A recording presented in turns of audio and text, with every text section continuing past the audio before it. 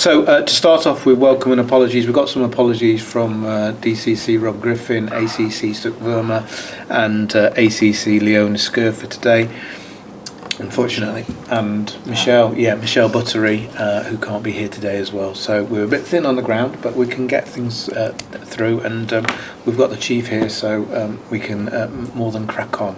Prior to moving to item agenda number 3, what's really important to note is that there are tensions in our communities, and a lot of that is around the political status and what's going on with government at the moment.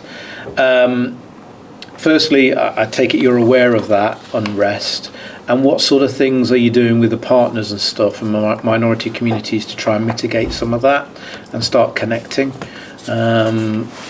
If I start off, and then obviously Chris is one of the two commanders, please feel free to chip in. We are aware, we monitor it very closely, we link in with our National Police Chief Council colleagues who've got a goal group run nationally in terms of both intelligence flows and community tension flows going into that, which we feed into on whenever the periodic basis. It's either daily at times of tension or more likely sort of twice weekly when it's back to a bit of normality. We have a goal group chaired by Chief ACC Suk Verma, and then a separate goal group that sits below that with one of the neighbourhood policing inspectors chairing it as a bit of a sort of a tactical level sort of feed. So far we have had protest within Nottinghamshire. We haven't had disorder, so it's not like we're seeing in certain other pockets of the country. We obviously will facilitate wherever we can any peaceful right to protest, and we're cognizant that does wish to take place, and we will facilitate that where we can. But obviously we do monitor the tensions, and we will obviously deal with any disorder that we get. In terms of intelligence coming into us, we monitor it on a daily basis. If there is anything coming in relation to either tension, protests, or certain premises that are looking to be vulnerable, we will engage with said premises, engage with people that we're dealing with, and try and actually get us back to normality. So far, largely a calm, peaceful, not as in we've seen in other parts of the country, but we're not complacent by any means, because it takes one large protest somewhere else and we all need to stand up. But we have more staff trained in terms of public order tactics now than we did this time last year. We have more police liaison officers to engage with those people. So we're in a good prepared state, but we haven't had to deploy any disorder tactics so far. Okay. Because I think one of the things that struck me was that last time we had disorder, more specifically in the city centre, that it didn't go to riot, and I think that was probably down to the way that it was policed and the relationships that we have in our community. And I'm just obviously concerned for our communities, but I want to make sure that those relationships are still there and we're still engaging and making sure that we're having that open conversation should any tensions come about. And I know that yourself, Chris Pearson, has got those relationships and works on that on a regular basis, I think. Yeah, absolutely. I think it's really important to say we are doing as much engagement work as we can with communities affected at the moment by the tensions that you mentioned. That means that we are getting a lot of intelligence and information about how people are feeling out in the community, which we're able to feed up into the goal groups internally.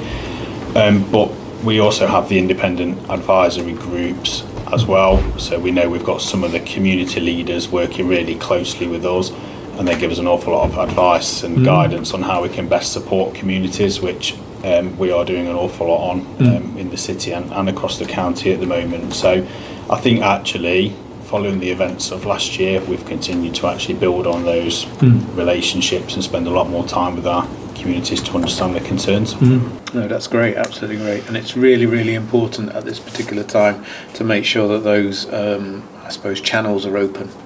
And we just keep on having that conversation to really reassure our public that we are where it matters and making the difference where we need to make the difference, particularly in issues like that. So thank you for that. Right, on to item number 3, and this is very much now the agenda. Just to ask the Chief Constable how you feel that you're doing against the delivery of Operation Catalyst, and obviously in relation to the police and crime pan, and any key headlines that you see have happened and materialised just recently.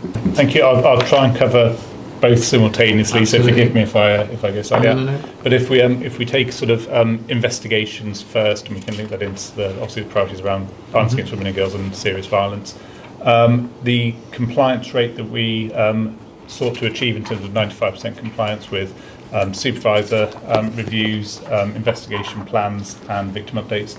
Consistently, again, 95% plus.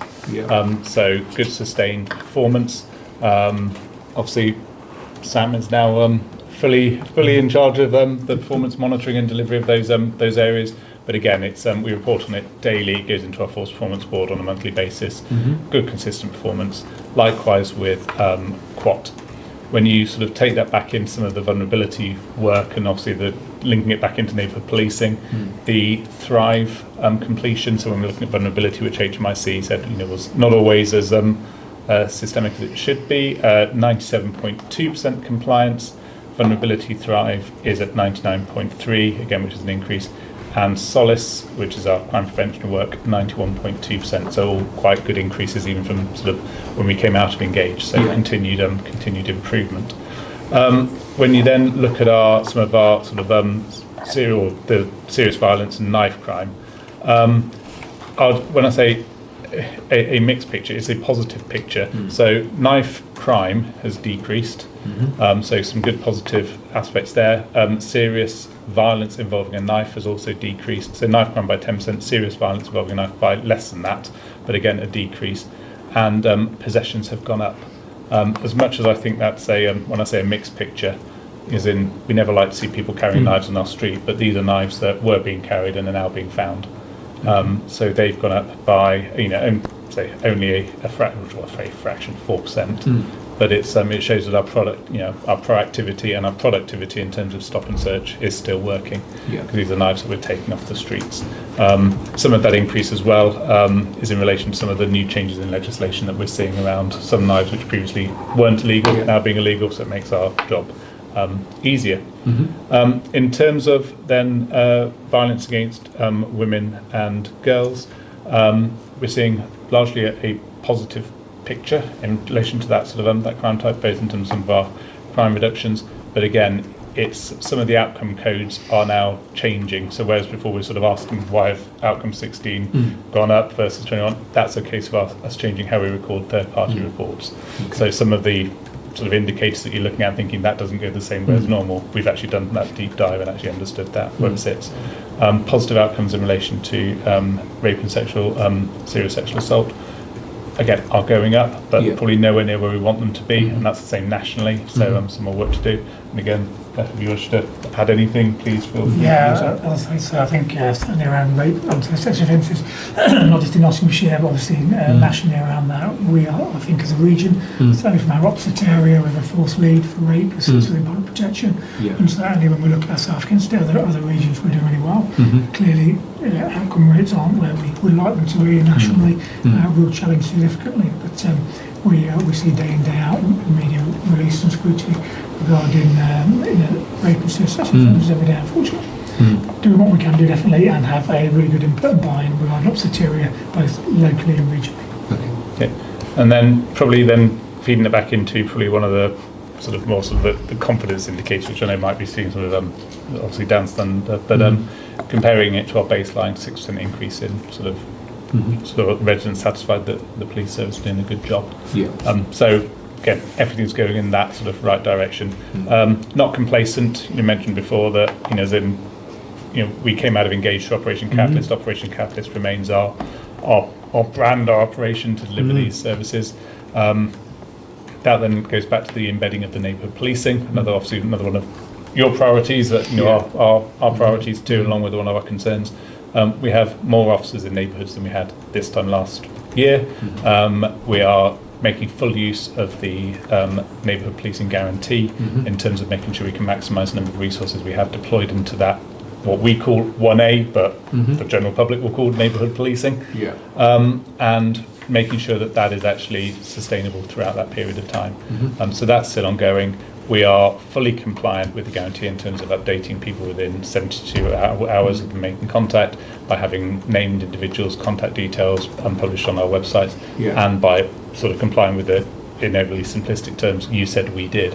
So in terms of have we embedded neighbourhood policing, I think we are well on the way to saying categorically yes with that. Absolutely, yeah. And they are some of the highlights. I mean, neighbourhood policing team is now always on duty in each of Nottinghamshire's 12 districts. You've just mentioned the 100% compliance with the new neighbourhood policing guarantee, which is really good. We've obviously got the Safer Streets Summer Initiative, which is obviously led by my office, and that's been able to consolidate, I suppose, neighbourhood policing and put focus in particular areas in terms of hotspot action funding, crime prevention initiatives, and wider Safer Streets work, which really puts a banner across Nottinghamshire in certain areas and really focuses our mind on actually what are we doing in those areas and how are we supporting them to make them safe. We've got things like 46,300 users are now registered on Nots Alert, which I think is really good, and it's obviously increasing as we go forward.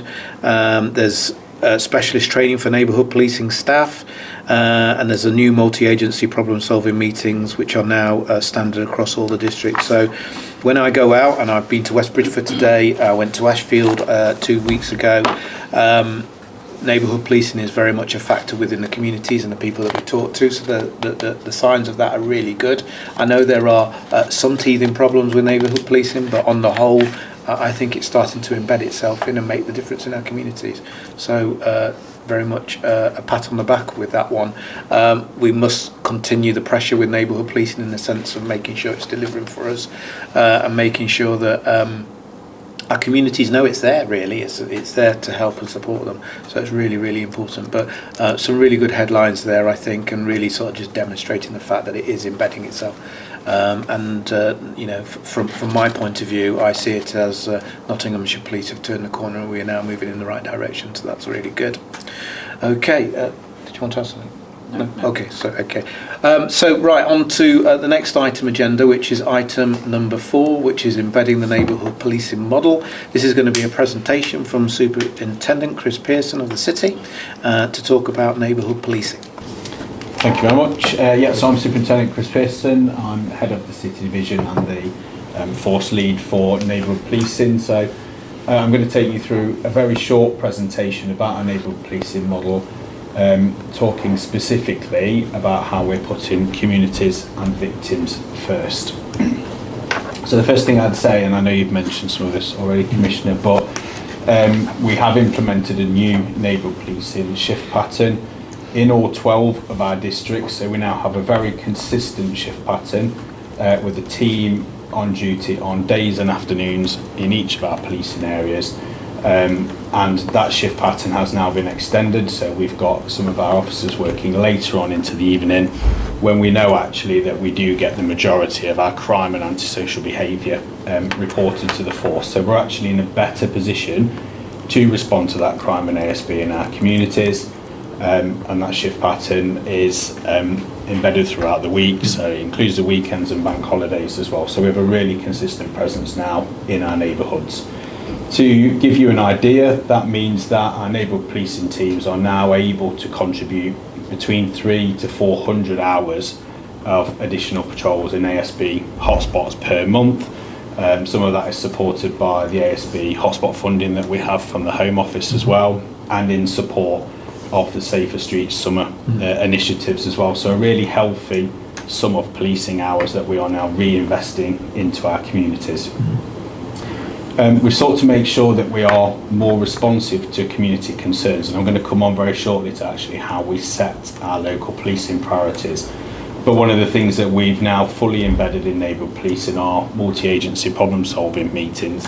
And what I was really keen to do was to make sure that actually problem-solving takes place at grassroots level.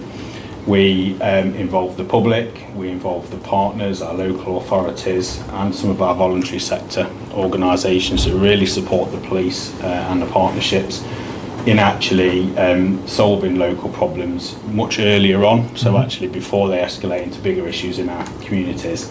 We're obviously well supported by the Forces Prevention Hub as well, who offer the specialist support and advice in problem solving work, and we are actually now looking at expanding that model to include organisations such as Changing Futures, who are really keen to work with us so that we can identify individuals in our communities who actually need additional support from the police and local partners.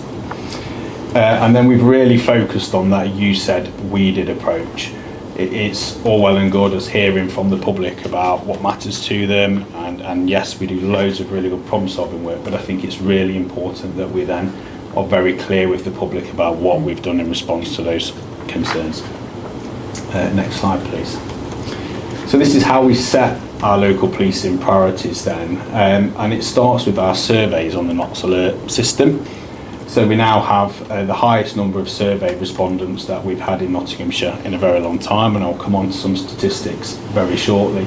That means that we are actually hearing from more of our communities about what really matters to them, and we know on that system now that we have an increased representation of our communities, so very hard to reach communities, or perhaps those communities who don't engage with the police very often, are now starting to get behind that system, tell us what matters to them, and we get lots of data that we can then use to set local policing priorities. Each neighbourhood policing inspector then sets and identifies their local policing priorities in partnership with the local authorities, so we're very unified and working together on identifying what they are, and we publish those on our Force website every quarter. We then obviously problem solve the key issues that the community have identified through our MAPS meetings. And we then actually publish a monthly update on the Force website. That monthly update goes out through the Knots Alert system as well, so we know that lots of members of the public get that update from us. And each neighbourhood policing inspector produces a quarterly newsletter for the public as well, so any good news stories, crime reductions, or even crime prevention advice go out very consistently in our Force model. So what I hope we've developed is a you said we did approach. We know the public are able to tell us what matters to them, and we now have a governance process that makes sure we're very responsive in terms of how we reply to those issues. Next slide, please. And this just gives you a snapshot really of some of the work that's been undertaken across the organisation since we started to embed the neighbourhood policing model. What I think is really important is the one in the middle that shows we've now got more than 40 targeted problem solving plans across the organisation. As I say, they are partnership driven problem solving plans with specialist support from practitioners in our organisation who are experienced in that work, and we are now really starting to see the volume of proactive work in response to community concerns continue to increase month on month. Next slide, please. I've mentioned Knots Alert, and this is really now at the heart of a lot of our communication with the public. We have achieved some really good improvements, I think. So we're now ranked 3rd nationally for community representation, and that basically means that we know that diverse communities living in Nottinghamshire are now using the system to engage with us. So to be up there in the top 3 in the country, I'm really pleased with. In July this year we gained just under 900 users, and I've actually had an August performance report this morning that shows just over 900 in the last month as well. So we're growing by around 1,000 users per month now. In the last 2 months actually we've sent out around 150 messages to our communities. Some of that is good work we've been doing, so proactive enforcement work. A lot of it is around crime prevention in our communities. And we've received around 1,000 completed surveys per month, and I'd note that is the highest amount of engagement that we've had from the community. In this morning's performance metric, community satisfaction for the work that we're doing on Knots Alert stands at 95.7%, which is a really good figure for us in Nottinghamshire. And today we've got over 47,000 users, so we are really going in the right direction with this system. Notwithstanding, of course, that in our engagement plans we are still very heavily focused on face-to-face engagement with our communities, so beat surgeries, events out in the community, and working together between neighbourhood policing and our prevention hub. We are present at an awful lot of events and engagements, bespoke engagement events across the Force area. We've also been working very heavily to get the public more involved in problem solving work. So you'll know we've launched our first Street Watch scheme in Nottinghamshire earlier this year. So we've got 5 volunteers working very hard in Westwood together with the neighbourhood policing team we've now actually dedicated 2 PCSOs to grow the scheme across Nottinghamshire, both in the city and the county. And I'm very, very keen to ensure that the public have the opportunity to work with us on solving some of the key problems that they tell us about. And indeed, they are additional eyes and ears for us in neighbourhood policing. So we really will be focusing on growing that scheme moving forward. So some of the challenges then, we've mentioned the neighbourhood policing guarantee. A huge amount of work's been undertaken in Nottinghamshire to make sure that we are at 100% compliance with that, which we absolutely are. We are one of the few forces that actually has a digital desk in our contact management department. That means that we are able to ensure that we are incredibly responsive to public messages, and indeed we are responding very quickly and normally within 72 hours to members of the public.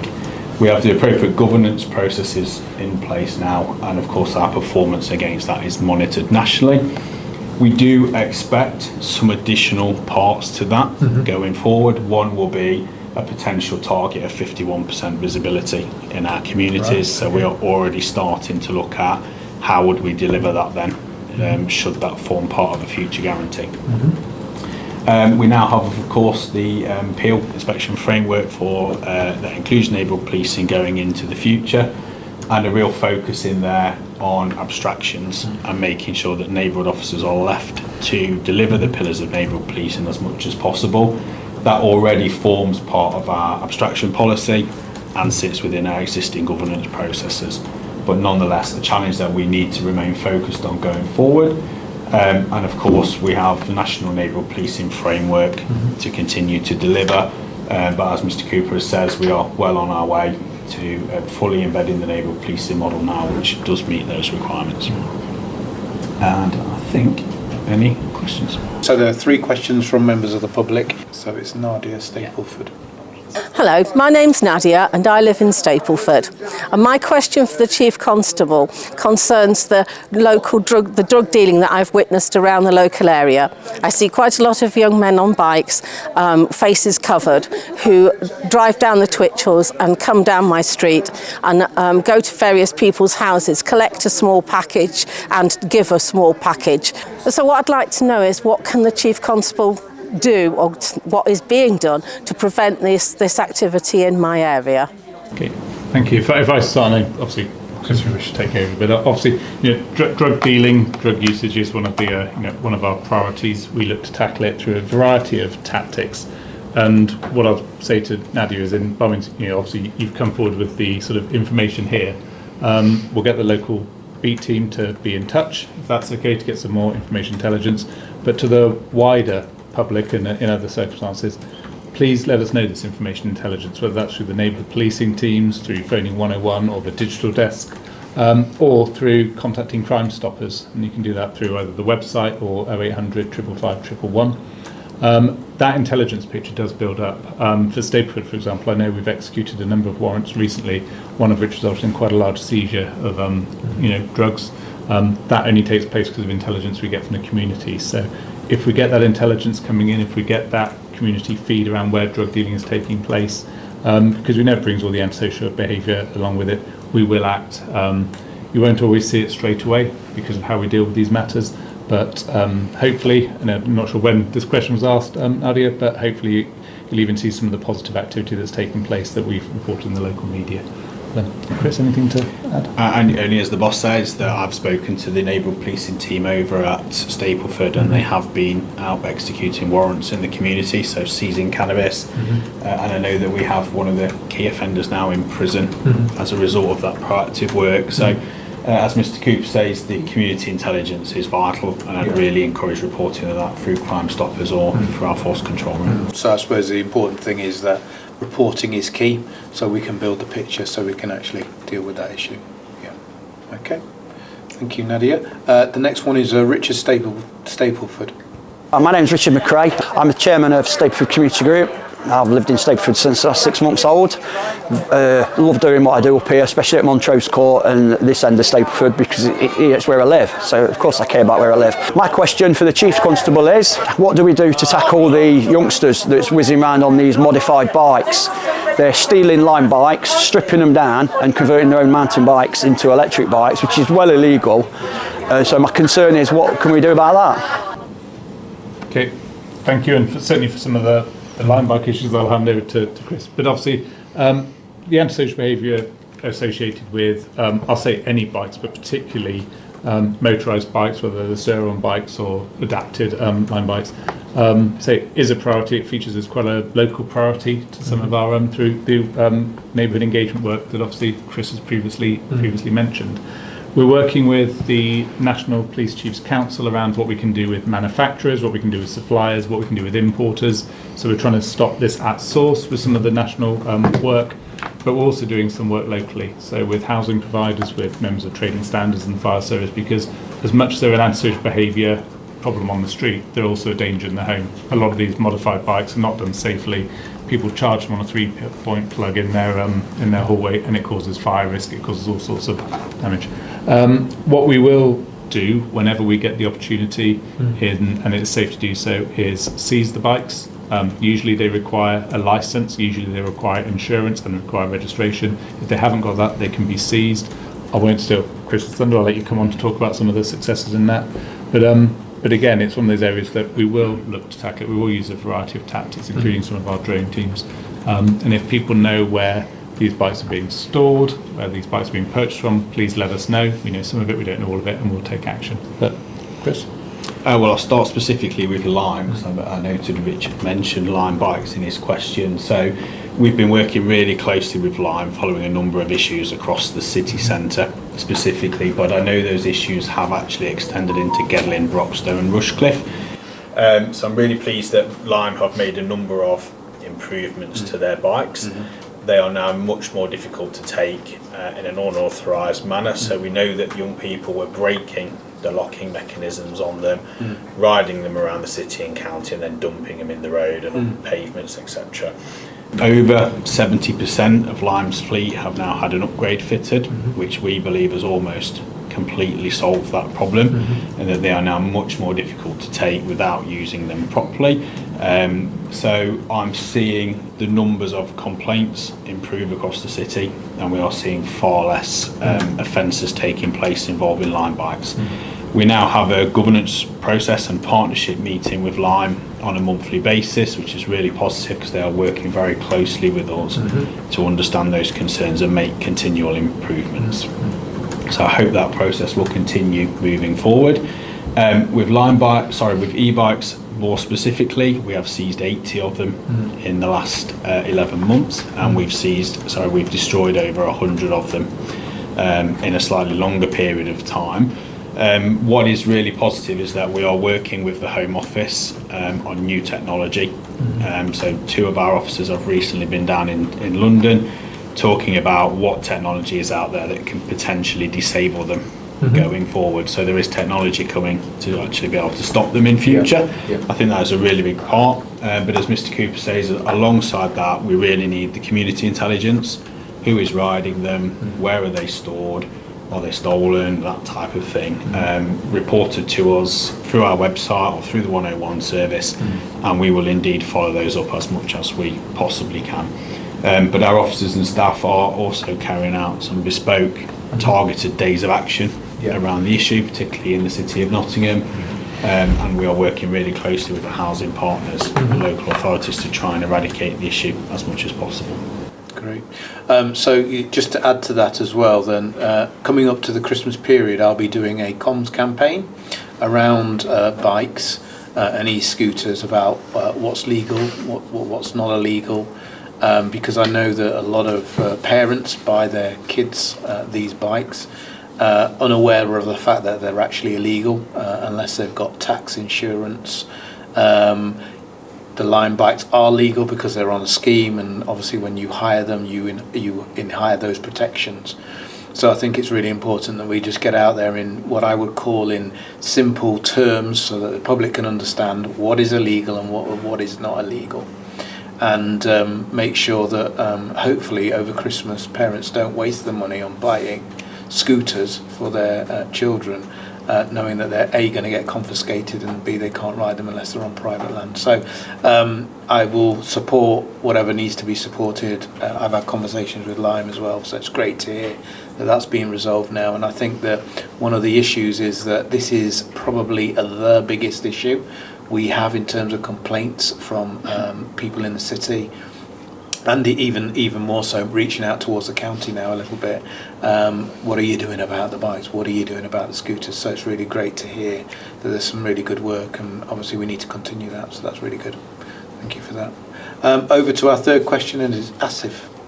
My name's Asif Kassam. I'm from the One Stop Computer Shop and Sherwood Stationers. My question for the Chief Constable is, we always had a single point of contact with our PCSOs. We had a good relationship with the PCSOs in the past. The PCSO in our area went on maternity leave, and after that point we seemed to lose our single point of contact. Now, we had faith back then that if we had an issue and we reported it, we knew that she would follow up on it, whether it was a day later, 2 days later, she would at some point follow up. So it was worth reporting. Since that point, and I think other businesses will back this, that when you report things, you don't know if anyone's actually following up on it. You don't know who to ask if there's an outcome or if someone's dealing with it. So we've got to a point where, is there a point? Because we don't know, we don't get any feedback to tell us as well what's happened. You know, did anyone chase it up? Did they try? We don't know. So I'd like to know why we don't have a single point of contact, or if we do, then why aren't they seeing us? Why aren't they talking to us, you know, and giving us that bit of faith? I may hand straight over to you, Chris. Yeah, no problem at all. So I'll answer that. So for reassurance, each of our neighbourhood policing areas does have a nominated point of contact. That's both a police officer and a PCSO. From time to time, of course, we do see some staffing changes as identified. The first port of call really for me is that on our Force website we always have up-to-date contact details of the officers working in each of our neighbourhood policing areas, and through the neighbourhood policing guarantee you are able to contact those officers directly and receive a reply within 72 hours. So we do have that process in place. That said, I recognise that actually it's really important that those officers are visible in the community and that they actually go and engage with businesses and people like Asif. So I've asked Inspector Ferguson and the team to make sure that they go and re-establish those points of contact in the Sherwood area. But more widely, our contact information is always available online. It's always up to date, it's kept up to date on a monthly basis, and there will always be a point of contact for each area that is identifiable. Okay, thank you very much. There's no more questions. I've got no more questions. Section. That's good. Okay. All right. So just a few questions from myself then. Okay. So the first thing is you've got here that we've achieved 100% compliance with the neighbourhood policing guarantee, and when I hear that, I always worry about it, because it's sort of like there's only, in my mind, one way to go, and it's about how we develop consistency within this and make sure that that standard is maintained, because if we're at 100%, then we need to be at 100% all the time, because that's the standard we've kind of set.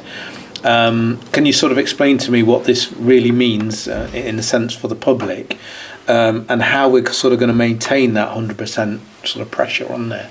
Yeah, I can answer that. So what that 100% means for the public specifically is that our Force website is up to date in terms of the contact details for our neighbourhood policing officers in each of our 12 districts, and that we also publish our quarterly policing priorities and a monthly update against each of those, and finally that we publish details of our engagement events up and coming in each area within the next 3 months.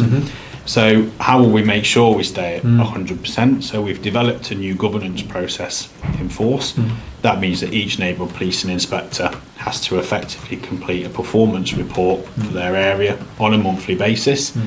That performance report covers all the key performance indicators across neighbourhood policing, so not just within the guarantee, but with some of our own governance and key performance indicators as well. On top of that, each neighbourhood chief inspector then chairs a monthly performance meeting, which reports into a strategic neighbourhood policing board that I chair on a monthly basis. So we have a really robust governance process in place. And a Power BI dashboard has been developed as well by the National Police Chiefs Council, which is accessible by all senior leaders in policing. So at a click of a button, I can see that we are at 100% completion rate, and we are checking that on a month-by-month basis to make sure we stay there.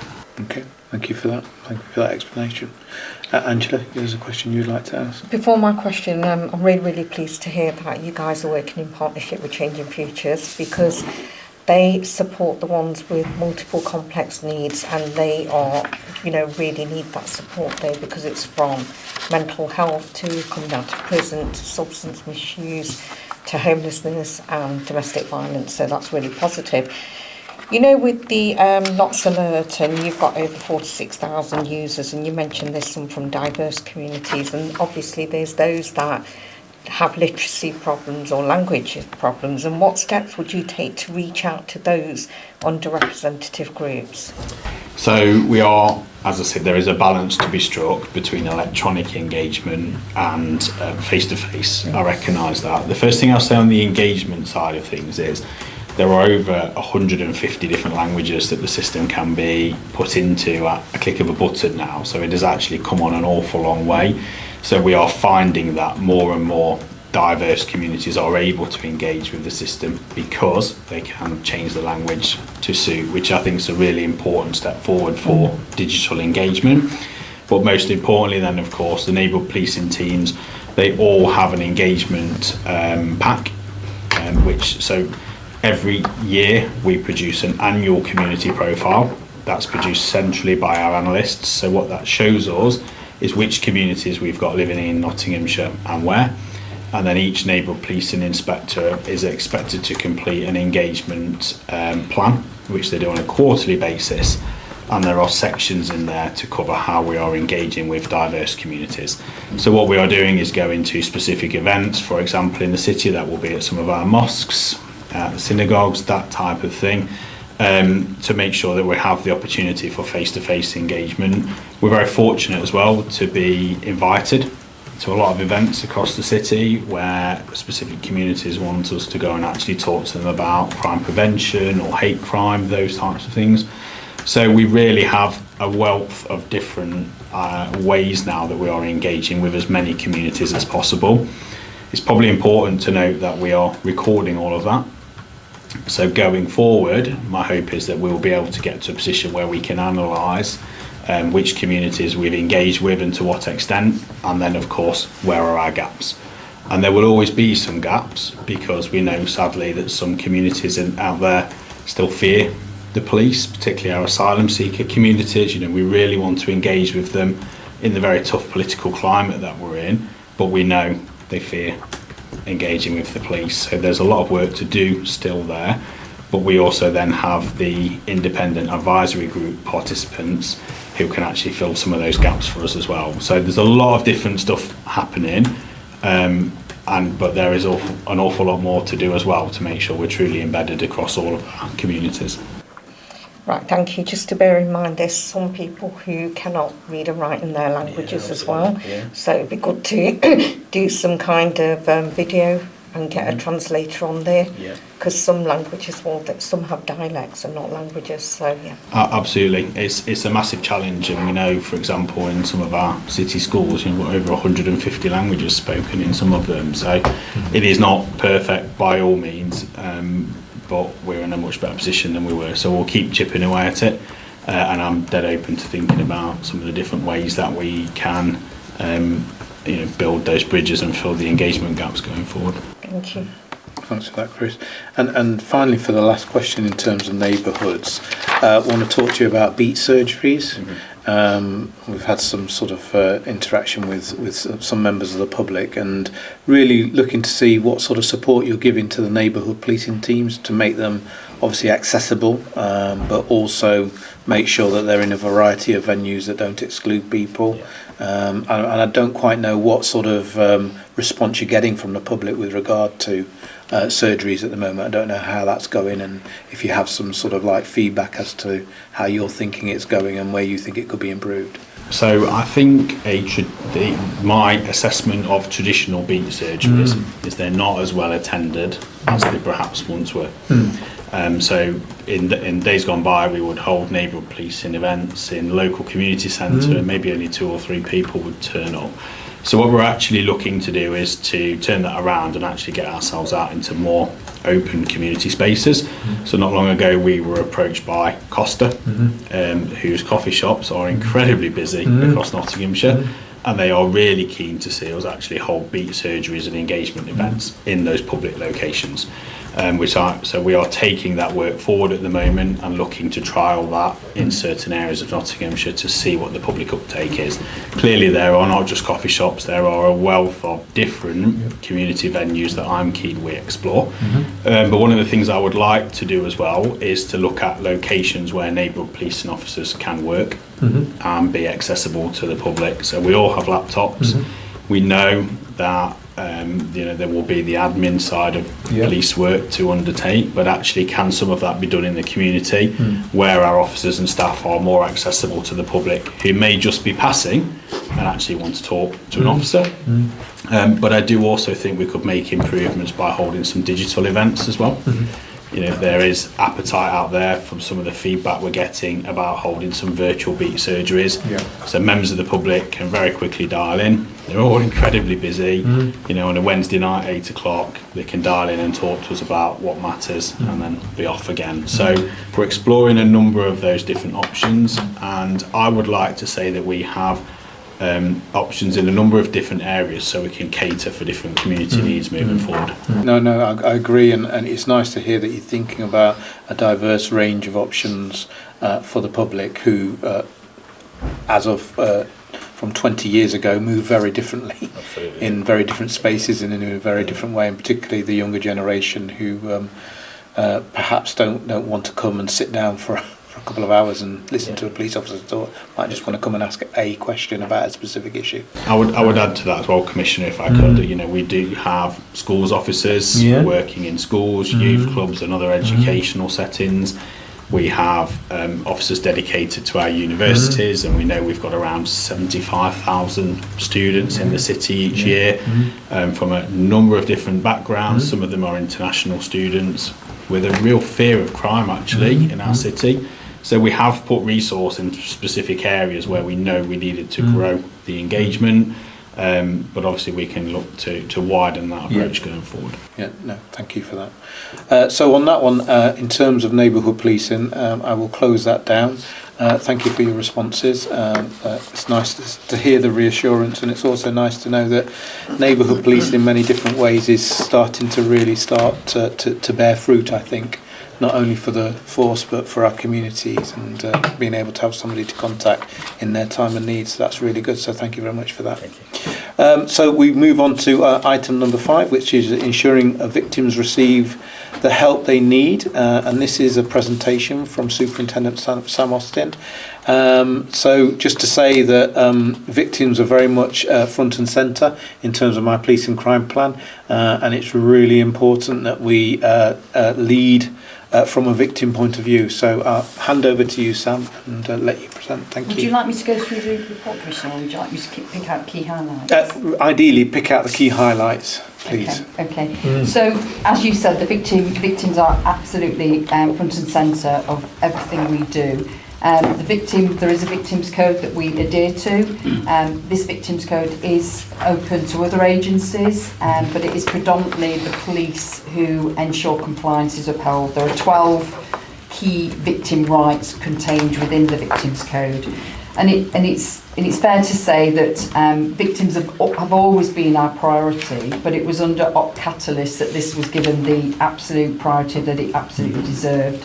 And as a result, the force has embedded 3 DCI, so Detective Chief Inspectors, overseeing victims and to ensure they get the importance that they deserve. So there is a DCI that has responsibility for the city, which is Superintendent Pearson's command, one for the county, which is Superintendent Woolley, and one oversees public protection, which is Superintendent Lefford, who's with us here. And they absolutely scrutinise every area of victim engagement, from first contact through to the end result at court and beyond, to ensure that the victims get the appropriate support going through the investigation. So as I've highlighted in my report, it talks about the VCOPS, which is the Victims Code of Practice. This is a contractual agreement that is put in place between the victim and the attending police officer.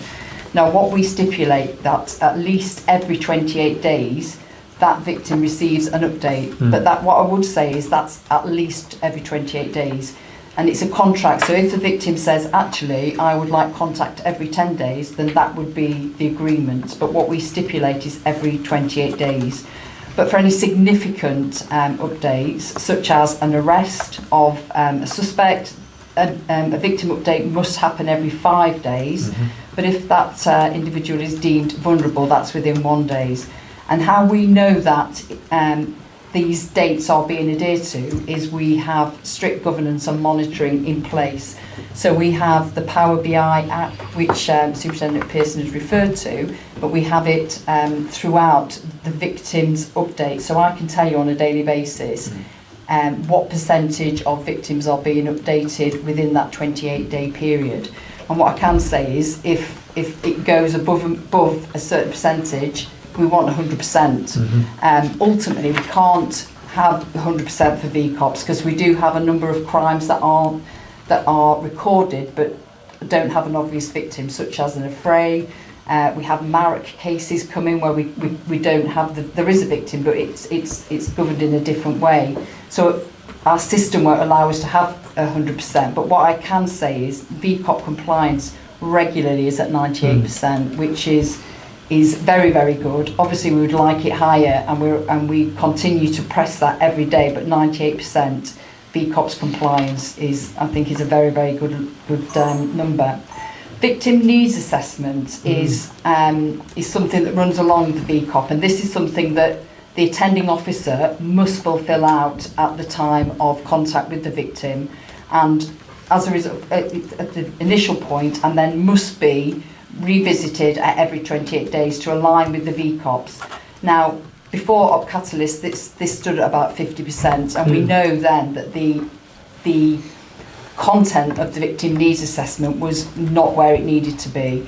A lot of training and a lot of inputs has taken place through the Catalyst briefings, and this has increased significantly. So I can say with absolute clarity that 70% of victim needs assessments are undertaken. Now, that is not where we want it to be. We want it to be in line with the VCOPS, and we continue to educate and audit and review and speak to all our officers so they understand the absolute vitalness of victim needs assessment. But that is an area that we're working towards. We've got our next Op Catalyst briefings coming up next month, and this will be front and centre, the victim needs assessment again. Because it's the victim needs assessment and the victim personal statement that have improved but are not where they should be. So we have done videos, and we have done College Learn on both the victim needs assessment and the victim personal statement, which has helped increase our compliance, but it is not as near as we want it to be. We want it to be 100%, and we are crucially aware of that. So I want to reassure you that we will not lose focus. That will maintain the focus for us. Information packs. So every time a victim of crime reports to us, there's various mechanisms depending on what kind of crime it is. If it's a crime, a qualifying crime such as a burglary, theft, vehicle crime, they'll receive a text message from the control room with a whole wreath of information in terms of victim supports, victim information, the victim journey. If it's for more such as RASO, violence against women and girls crimes, they're more likely to be offered a victim, it's called Your Journey. There is a Your Journey booklet, but we are looking to do Your Journey video to complement the booklet. So survivors of violence in women's or VOG offences have absolute clarity of what is available in terms of victim support out there. In terms of the VOG specialist support, we know that they have specialist independent sexual violence officers, and also when there is cases at court, now for those kind of offences, we've been able to engage with the CPS, and there are specialists, victim liaison officers, and also victim liaison officers, and I'm just forgetting to think what they're called, but VLO at court as well as police officers, the specialist police officers, to ensure that they are fully supported throughout the start of the investigation up until the court case. I wanted to talk about the Victims Portal, which I think, Commissioner, you're aware of. So this is a portal that we are developing in force. It's something that's taken a little bit more time than we wanted. We've got a niche upgrade in November. It's going to be a two-way interface, secure interface with our niche system, and it will be VCOPS and VNA compliant, and it's going to be launched December time with our Mansfield neighbourhood policing teams. We've suffered a little bit in terms of the technology, but we are absolutely committed that it will be launched by the end of this financial year to the whole force. So we're going to pilot it, like I say, in the county, and then launch it. And that will very much be like sack offences and the likes of that kind of offences. We do know another force has got this this system, and they are considering domestic violence on this platform. We are concerned about that because there are obviously implications in terms of the way it communicates with domestic abuse victims, but we will remain open-minded. But certainly it will be launched by the end of this financial year to all those offences we've discussed. Opsateria is obviously how we deal with rape and serious sexual offences. Pillar 3 of that is about victims, and we very much are engaged with our ISVA support. Also, there's been work which I'm really pleased to report in terms of engaging with minority communities who we know at times are more reticent to come forward and report. There was an event at Edwards Lane which was focused at Black Afro-Caribbean community and information event, and I know ISVA's attended that, as well as our specialist police officers, and there is an appetite and a push to do further work for that in terms of IAGs, and also looking at maybe some media type work in terms of pushing to the minority communities. So co-location, so Remedy is our victim support provider. We've been working very hard with Remedy. Remedy now have access to our buildings and are able to access our systems, which helps them have better data quality. They come into our offices. We're looking at getting set bases for them throughout the organisation, namely Clifton, Arnold and Worksop, so they can have a set base and work within our neighbourhood policing teams. And actually those are really good areas because it's often Worksop, so, you know, quite far the north, etc. But to have Remedy there, it will, we believe it will help that relationship between our officers and our victim support. We know victim support is hugely beneficial to our victims, so we believe doing that will help further that.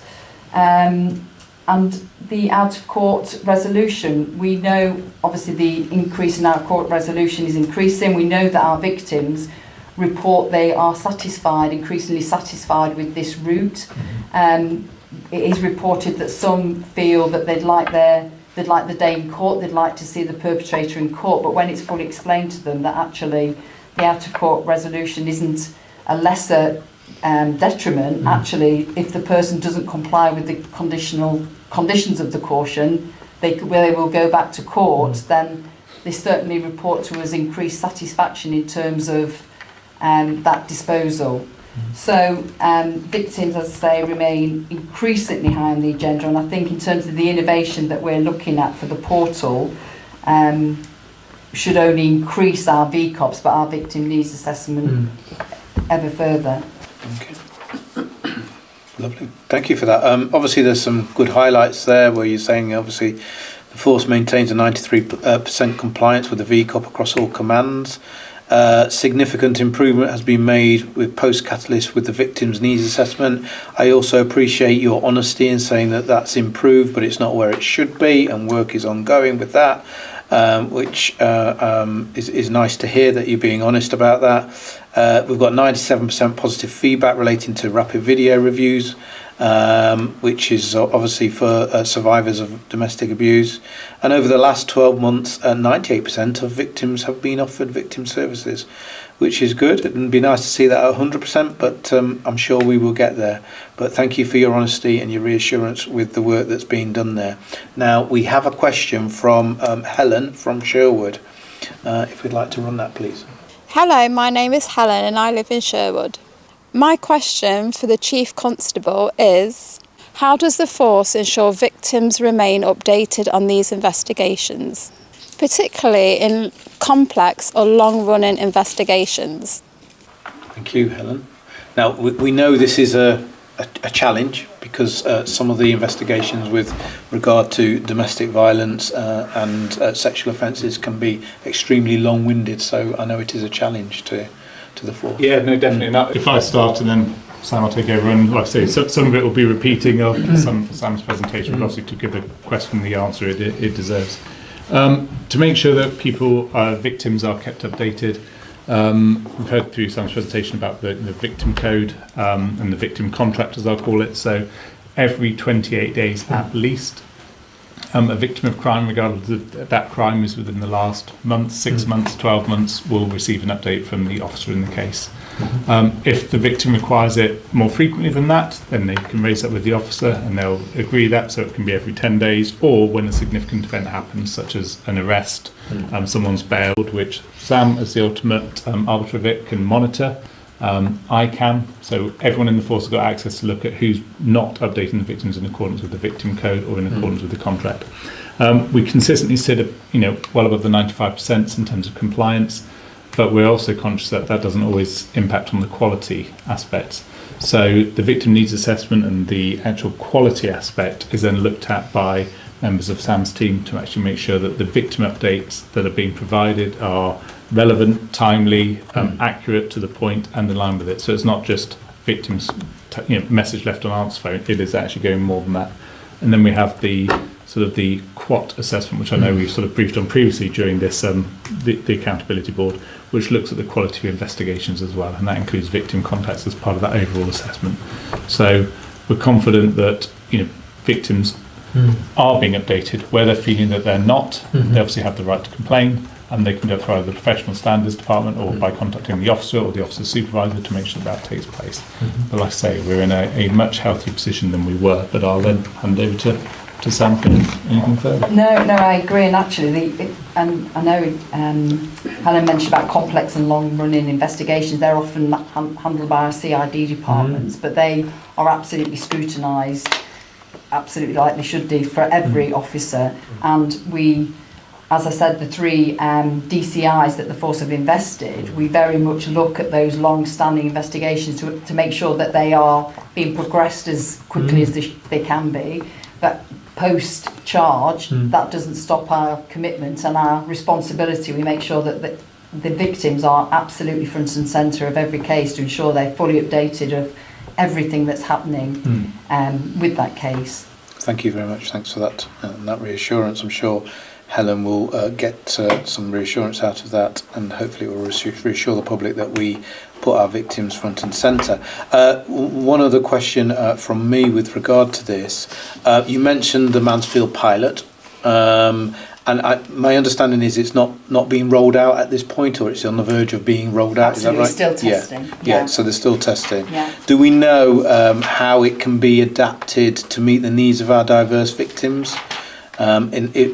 In essence, what we're really asking is there a way to monitor it in the sense that what is it picking up, what is it telling us, and then if there is a further need to address certain issues, can that be put into the programme of it in whatever way that may need to manifest itself? Yes, so that's why we're doing a small pilot, to ensure we can pick up anything that we've not thought about. And address that as soon as we can. Right. It's not going to be perfect for everyone. Yeah. It's some people like that they don't want that digital, they want that face-to-face, they want that. But we certainly, through that period of the pilot, will ensure anything that we can address will be addressed. But we recognise that it's one way that we should increase our VCOPS compliance, but we need to make sure that all the other avenues are maintained, because, you know, I know, for example, my mum probably wouldn't want the portal way, she would want the face-to-face, and we accept that there's a difference, but that's the reason for the pilot. Okay, lovely, thank you for that. Angela? Right, thank you. How is the force ensuring that the improvements under Operation Cetera, such as specialist trainer, officer attendance and post-charge engagement, are being consistently delivered across all rape and sexual violence cases? I feel a bit like I'm stroking my shoulders, but we've got the head of the public protection. Would it be fair for me to pass it over here? I'm happy with that. So, in essence, I touched earlier on around our Opposite area lead officer, in essence, we have within Nottinghamshire. Not every force has that. So, for a start, we have dedicated and designated officer leading that at inspector rank and above. That's managed by our rape and serious sexual offences detective chief inspector as well. That sits under myself in that governance process also. So I also chair a monthly what we call our LIT meeting, our Opposite area meeting, and through that meeting we look at exactly our outcomes of engagement, the work we're doing within our teams to make sure we manage those investigations effectively, but also ensuring that providing those victims the right level of service that we should be. So again, driving it through those areas of business also links directly into our neighbourhood policing teams as well. And we're working closer than ever, I believe, and we have done more and more now to make sure that we're getting that journey, the victim's journey, from point one where that call comes in or that disclosure. And we often recognise better now than we ever have done regarding our non-recent offences, when people finally have the courage, and victims have the courage to come forward after what may be many, many years. And we've seen an increase in reporting. We're positive for that, because we know that our public come forward for historic and non-recent offences to ensure we get it right from the beginning. So we're training directly from our area leads to our frontline neighbourhood policing teams, to our response officers and to our detectives. Not only that as well, through our scenes of crime, our CSI officers, to make sure we have a whole system approach through those pillars. So that's really important that we're driving that for the Opposite area. And the thing for me is, I'm being relatively new to the role, is getting it right from the start, from point one, from our control room, from when that call comes in from our victim, all the way through supporting that victim through court to the criminal justice outcome at the end. And I think that's where we can improve and get it better. It's about being consistent. Thank you. 100%, yeah. I have another question. It's up to you who's going to answer this question. What specific steps have been taken to improve engagement with minoritised communities and vulnerable victims? And how are you measuring the effectiveness of these efforts? For example, multilingual resources, accessibility of provision, rates of reporting, and so. A bit of both there between us, that's okay. But I'll just say, firstly, we monitor through our OPRs, our performance meetings monthly. That is chaired by the Assistant Chief Constable, and we have a specific element there around our race action plan. We have a specific element there around customer satisfaction rates, ensuring that we monitor those time and time again. Our local police, and again through our AIGs as well, to ensure that we're monitoring and engaging with our communities to understand what's important. I look back in my world again, selfishly, around the children's safeguarding world and the adult safeguarding world, to ensure that, in essence, we are engaging with our communities through those IHGs to make sure we're listening to what's really, really important. And then we can monitor that through our performance meetings, for our force OPR, for our task and coordination groups, to make sure we can see whether that's either we're going in the right direction, or if we're not, being honest and open and accountable for maybe why we're not, to ensure we can improve it going forward. So our research and insight team engage with victims of crime, and they complete approximately 2,000 surveys a year. So they will contact them usually 2 to 3 months post dealings with us to make sure they've got the full picture. So mandatory, they have to engage with victims of domestic abuse, victims of domestic abuse, which is the stalking element, non-domestic stalking, but also as our team, the research and insight team, engage with victims of hate crime and also non-DA violence against the person, females only, which feeds into our VORG strategy. And their overall satisfaction, and this is up to from April 2025 year to date, is that overall satisfaction for those crimes I've just mentioned is 87.4%. And then when focusing on minoritised communities alone, disaggregating results from Asian, Black, Chinese and mixed heritage backgrounds shows satisfaction to be in line with the overall satisfaction figure of 87.4%. And equally, when aggregating results from ethnic minority victims, the overall satisfaction is slightly higher at 88.8% than white majority victims, which have an overall satisfaction level of 87.2%. So I know that's a set number of crimes, but DA is a huge crime for us. I think that shows that we're achieving really good levels of satisfaction. I think if we can add as well one other thing, regarding victim right to reviews. So obviously clearly that's really important, and we're driving that through public protection, that when we have a victim right to review and someone isn't happy with the outcome of their case, that they're being reviewed accordingly at inspector rank. So our inspector rank have to file our rape and serious sexual offences crimes, so there's that level of scrutiny there. And then if there's an appeal there that is above inspector rank, it will go to the detective chief inspectors to complete those VRRs, those victim right to reviews. It's really important then that we look at that case, review it openly and transparently, and make really good contact with that victim. And if there is a decision made that there is no further evidence to be obtained, or there is no further lines of inquiry, that we communicate that. And that's really important to give that victim that additional kind of confidence really from me. Thank you. One more thing I want to just say. You know, you mentioned the Your Journey booklet. Yes. And so far the booklet itself is in 10 languages. And so with the video, could you possibly make sure that it's done in more than 10 languages as well? Because this may be the top 10 languages at the moment, but it's about those who are actually engaged with yourselves. But there's those that haven't engaged with yourselves, and their languages may be in the top 10, but they're not there because of the lack of communication and the barrier of communication. So yes, with the video, if you could do that. Absolutely. Thank you. No, so thank you for that. I'm going to close this session off. Thank you, Sam, for that input. Just to say, with regard to victims, obviously I get scrutinised on my police and crime plan and from the police and crime panel, and it is a hot topic for them in terms of how we're dealing with the victims and how we're putting them front and centre of any issues that there may be within our community. So it's really important that the work that's being done is reassuring our communities that we're very much taking it very seriously, and it very much is sort of front and centre of anything that we do in terms of getting them justice and making sure that their journey through the criminal justice system is as easy as we can possibly do that. So thank you very much for that. So on that note, I will close down item number 5. We will go to the closed agenda